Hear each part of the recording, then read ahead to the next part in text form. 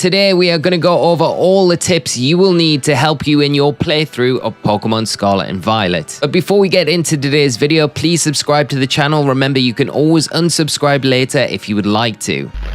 Welcome to Paldea. This brand new region has a whole host of Pokemon and mechanics, which gives players a completely different experience in contrast to any previous Pokemon titles. Whether you've just picked up the game or just want to learn more, this video is going to cover all of the most useful tips to help you get the most out of your adventure in Pokemon Scarlet and Violet. Once you get into the game, you will want to maybe change a few of the settings in your menu screen. You have the options to speed up your text, of course, like other titles, as well as automatically sending Pokemon to boxes when you have a party of 6 Pokemon. Like Sword and Shield's skip movie feature, skipping cutscenes is an option you can toggle on throughout your playthrough of Pokemon Scarlet and Violet. But for your first playthrough, it's probably worth keeping on to immerse yourself in the whole experience of these new games. Autosaves is an option and will be set to on.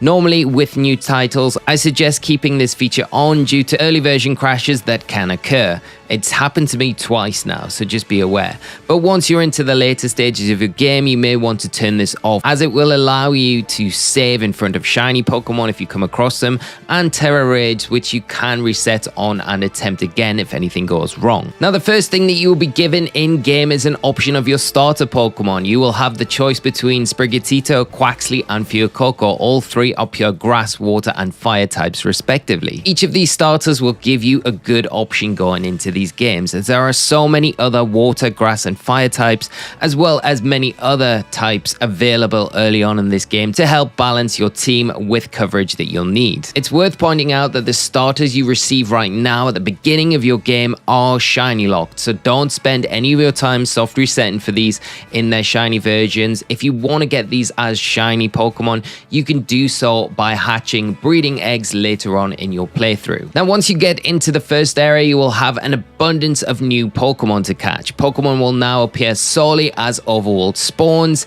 and you will not get any exclamation marks in game like previous other generations. The Pokemon will be visible and spawn into new areas as you enter them. You will be given a number of Pokeballs after starting your journey, with a Pokemon being available shortly after this to help stock up on more. And this will definitely help in this first area get a whole host of brand new Pokemon. Now, just to note, there are 3 variations of overworld spawns: your regular Pokemon, shiny Pokemon, and Pokemon with a golden glowing aura. Shiny Pokemon are now visible in the overworld, although you have to be really diligent when traveling through areas. Unlike Pokemon Legends Arceus, there is currently no jingle or indication when a shiny Pokemon spawns, so the only way to notice it is being able to spot it by the color variation, and this can be a little tricky, especially if the Pokemon's shiny form is not so obvious. Yes, we're looking at you, Gengar and Garchomp. Now, the glowing aura Pokemon are the other overworld spawns to look out for, and these Pokemon will be wild Terra Pokemon, having access to more rarer Terra types than you would usually find on wild Pokemon.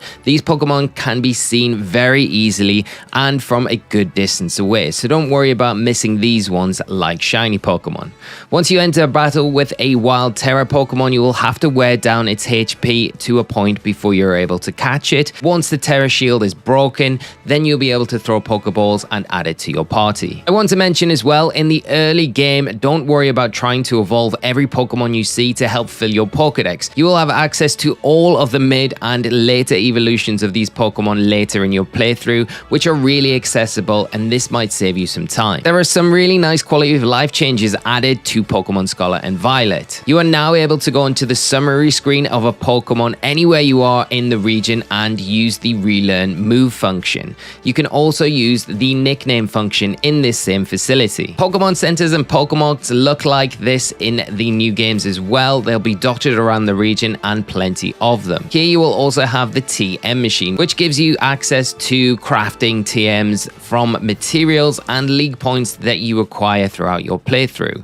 TMs can also be found out in the wild as normal, so this isn't the only place to pick them up. To craft TMs, you are going to need a combination of materials and league points. Materials are items collected from defeating or catching wild Pokemon. Each TM will require a certain amount of materials from a specific Pokemon and a set number of league points. League points can be obtained from defeating Pokemon gyms, wild Terra Pokemon, Terra raids, and defeating Team Star bosses. It's worth noting as well that you can pretty much pay for most things in this game with either league points or Pokemon Cash, which is quite a nice upgrade from previous generations. Now, a really great way to collect Pokemon materials is using the auto battle feature. You get a tutorial on how this works pretty early on in your playthrough, but this is an option which is available as soon as you receive your starter Pokemon by using the R button on your controller.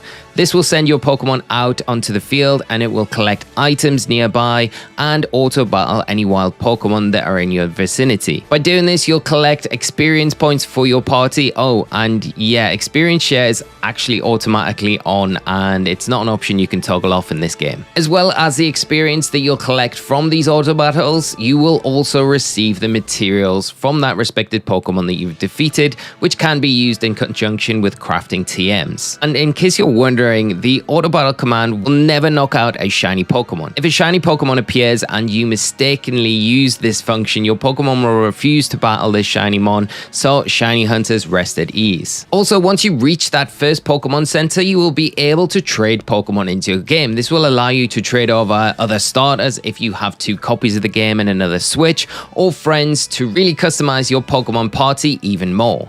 And one more thing, once you visit a Pokemon Center and heal up or use a Pokemon, it will become a fast travel point. This will allow you to fly back to this location from anywhere else on the map. The next really important thing to know is about items in the wild. You will get Pokeballs that have a red glow to them. These can be anything from potions to revives to more rarer items. The next items to look out for are the yellow glowing Pokeballs, which will be predominantly TMs. And the final thing to look for is the glistening spots. These will spawn in every new area when you enter them, and just make sure to pick them up as they will give you rarer items and most of the time more valuable item drops that can be sold or used to help you with your playthrough. It's worth noting that these items don't seem to be a one-off pickup. All of these items will respawn back into these areas after a set amount of time has passed, although the specific items themselves can change from previously spawned or collected items. There are 3 stories in Pokemon Scarlet and Violet: the Titan Pokemon, Team Star, and the League Challenge. Now, you can do these in any order and one at a time if you like, but there is no level scaling in these games. I would recommend doing all 3 in conjunction with each other. This way you will not be too overleveled for some of the challenges and not too underleveled for some of the other ones. The Titans is an important quest to complete, and without doing this quest, you will not be able to progress with the others, as each Titan you beat will unlock a new mode of transport for your ride on legendary Pokemon, which helps you get to new areas of the region. Of course, this is your journey through Paldea. You can do it how you want, but I think for some of the later boss fights, you will want to make sure that you have a well-rounded high-level team, otherwise these battles will be extremely difficult. Like in other Pokemon games, each gym badge will give you increased chances of catching higher level Pokemon, and those Pokemon at a certain level to obey you in battle. It is possible to go out from the very start and catch much higher level Pokemon, but the catch rates of these Pokemon will be a lot higher than normal, and these Pokemon, if caught, will not obey you until you have the relevant gym badges. Now, another aspect of these games is taking advantage of the classes available once you are enrolled at school. These classes give a lot of valuable information about different aspects of the game, including shiny Pokemon and Terra raids. And by completing classes, you will also have another way of earning valuable experience points through experience candies that are rewarded for passing exams. New classes become available with each new gym badge you get. Also, make sure that you do speak to the teachers around the school, as you will eventually get some side quests to unlock certain Pokemon or rare items as you make your way through your adventure. Picnics are something to take advantage of throughout your journey. You can use these facilities to heal your Pokemon and get access to eggs. Essentially, picnics have now become a portable daycare service. As long as you have 2 compatible Pokemon in your party, you will be able to to produce eggs, which will be randomly appear in the picnic basket. Picnics also have a new feature called sandwich making. You can use sandwiches to increase egg spawning, shiny chances, and certain types of Pokemon appearing more often in the wild. So be sure to get familiar with this feature throughout your adventure. You will get given sandwich recipes throughout your playthrough, but make a note every time you defeat a new gym leader to visit the sandwich shop in that town or city where you will be given new recipes to try out. Terastallizing is the new mechanic in Pokemon Scarlet and Violet, and you will get this new battle facility pretty early on in your playthrough. You can use this mechanic once per battle, but be aware you will need to recharge your Terra Orb at Pokemon Centers once you have used it out in the wild. Terra Raids are the next new feature to discuss. Terra Raids will look like these glowing crystals around the Paldea region. Each will have a different color that depicts the Terra type of the Pokemon inside of it. To begin with, you will have access to 1-star Terra Raids. As you collect more gym badges, the higher star raids will become available until you become the region champion, beating the Elite Four, and after this you will have access to 5-star Terra Raids.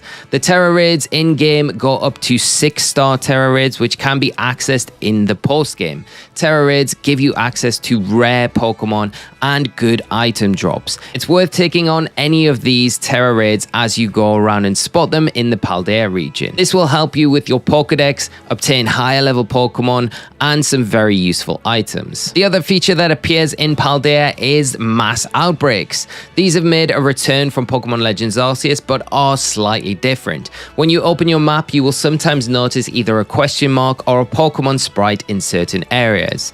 These are indications of a mass outbreak. If it is a question mark on your map, this is because it is of a Pokemon that you haven't got registered in your Pokedex. When you visit these mass outbreaks, these Pokemon will appear more frequently than normal and will keep spawning after being knocked out or caught in high numbers until the outbreak ends. These can go on for a long time and produce hundreds of one specific Pokemon, so it's a great way to get materials for TMs and experience points for your team, as well as being a great way to shiny hunt early on in your playthrough. So that about covers everything in this guide. I hope you found it useful and have a great time with your playthrough of Pokemon Scarlet and Violet. If you have enjoyed this video, please drop a like and subscribe to the channel for more guides on Pokemon Scarlet and Violet. And until next time, friends, thanks for tuning in.